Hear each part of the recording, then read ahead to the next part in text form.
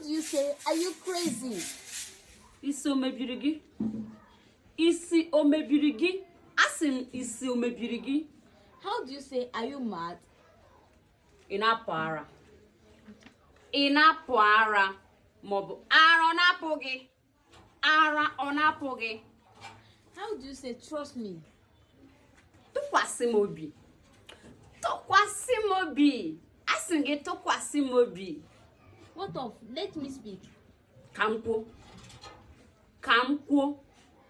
Kampo. Can you go? I nwere ike ịga. I nwere ike ịga. I nwere ike ịga. How do you say, keep going? Na-aga. Ngwa na-aga. Ngwa na-aga. Na-aga. Asị m na-aga. How do you say, be careful? Kpachara anya. Kpachara anya. Asị m gị kpachara anya.